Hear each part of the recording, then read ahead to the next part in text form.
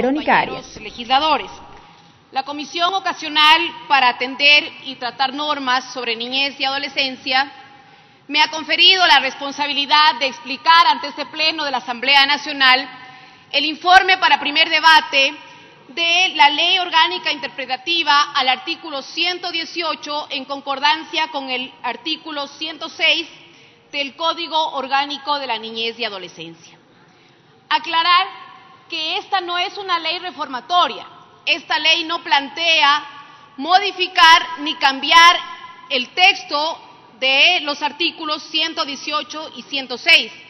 Al ser una ley interpretativa, su objetivo es aclarar la norma, es decir, las disposiciones contenidas en los artículos 118 y 106 referentes a la tenencia y de manera específica a la tenencia compartida.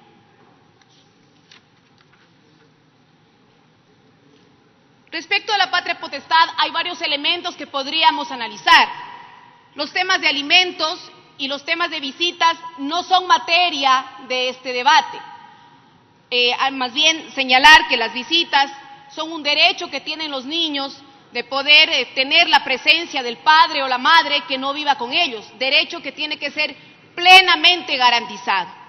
Vamos a analizar en este debate, y se analiza en el informe, los temas relacionados con la tenencia, es decir, con el cuidado y la crianza de los hijos e hijas que se puede confiar a uno o ambos progenitores, y de manera específica la tenencia compartida, es decir, la posibilidad de que el hijo o la hija de padres separados o divorciados por cualquier motivo pueda vivir en determinado lapso de tiempo, por ejemplo, en una semana, la mitad de estos días o de este tiempo, la mitad de la semana en la casa del padre y la mitad en la casa de la madre. A eso se refiere la tenencia compartida, que es el tema que vamos a analizar y aclarar con esta ley interpretativa. Señalar, compañeros legisladores, que en el Ecuador, desde el año 2003, que se aprobó el Código Orgánico de la Niñez y Adolescencia, ya existe la figura de la tenencia compartida, pero el legislador, el momento en que aprobó el Código de la Niñez y Adolescencia, señaló que la tenencia compartida procede solamente previo acuerdo de los progenitores y no por imposición judicial. Justamente se realizó esto para priorizar el acuerdo y no el conflicto, porque en una situación tan compleja de separación o de divorcio, se necesita una comunicación fluida, una relación armónica entre los progenitores para que pueda proceder la tenencia compartida, es decir, que puedan dividirse determinado tiempo, que el hijo viva en la casa del padre y también en la casa de la madre. Justamente por ello es que el legislador, cuando aprobaba el Código de la Niñez y Adolescencia, puso y señaló de manera clara y específica que solamente procederá cuando los padres lleguen a un acuerdo sobre la tenencia compartida. Y de no llegar, la siguiente lámina por favor, y de no llegar a este acuerdo,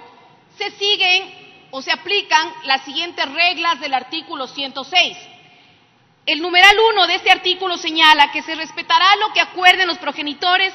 siempre que ello no perjudique los derechos del hijo o de la hija. Ese es justamente el numeral del artículo 106 que nos habla sobre la tenencia compartida, lo que acuerden los progenitores.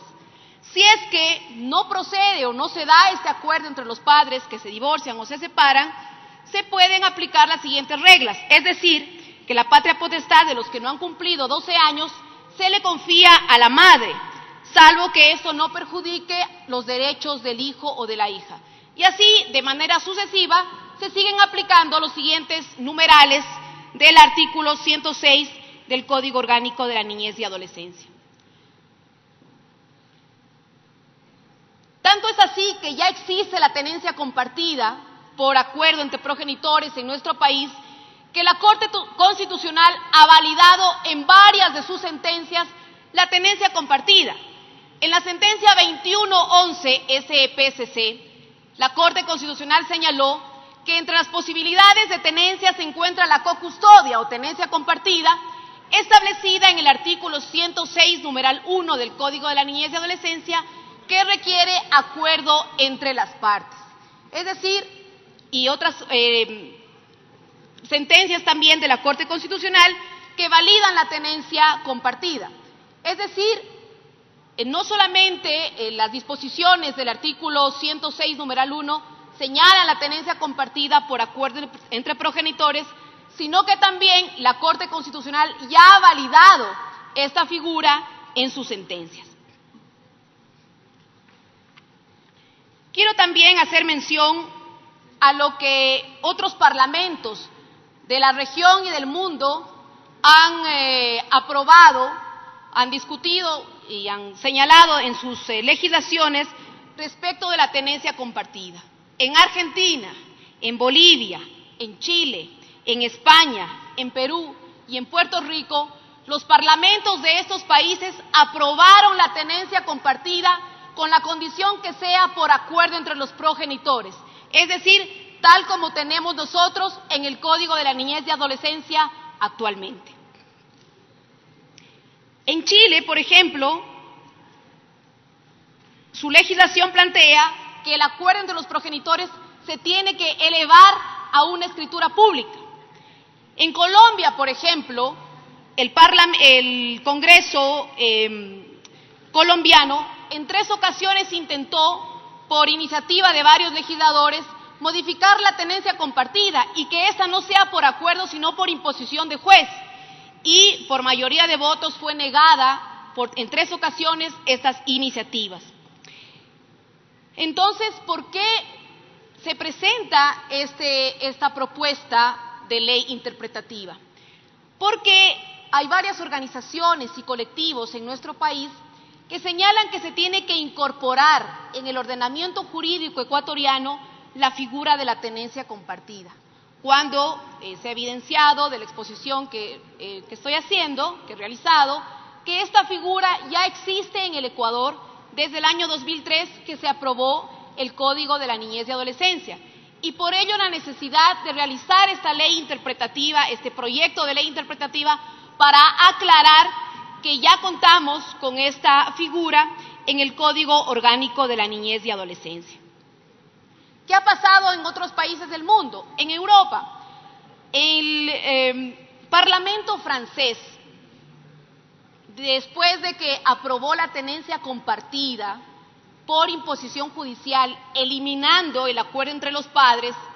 se evidenciaron una serie de vulneraciones a los derechos de los niños, niñas y adolescentes en este país,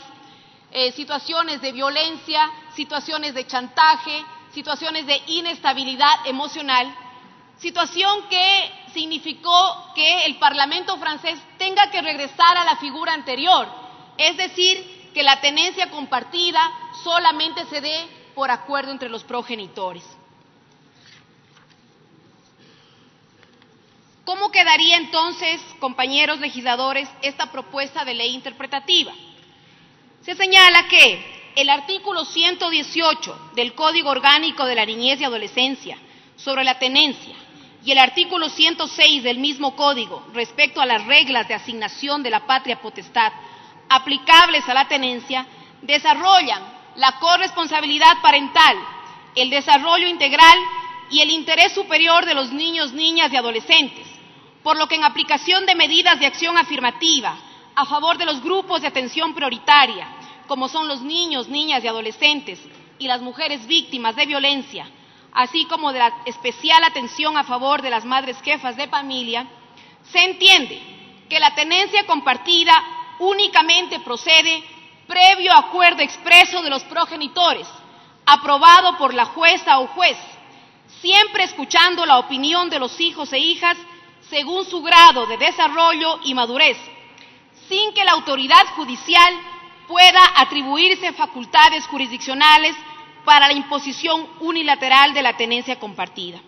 Aquí quiero hacer una observación que el asambleísta Jaime Olivo señalaba en una conversación que tuvimos antes de este debate. En el informe que fue circulado existe un error y se señala en la parte final del artículo que se va a interpretar que la autoridad judicial no puede atribuirse funciones dispositivas, cuando lo correcto es facultades jurisdiccionales para la imposición unilateral de la tenencia compartida.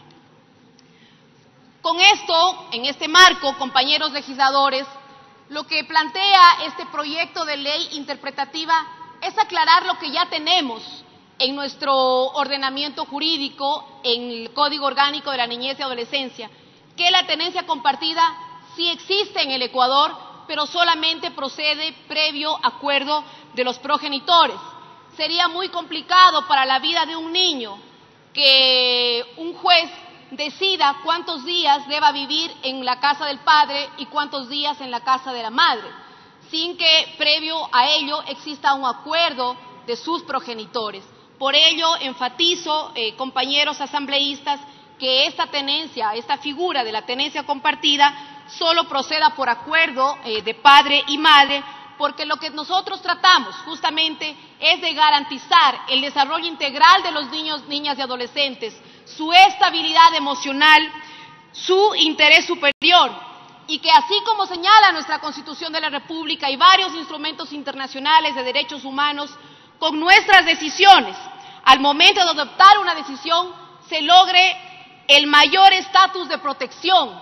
a los niños, niñas y adolescentes en el Ecuador, y que además, con esas decisiones que tomemos, se pueda desplegar todo su intelecto, sus capacidades, sus potencialidades y aspiraciones en un entorno familiar que les brinde afectividad y seguridad. Muchas gracias, señor presidente.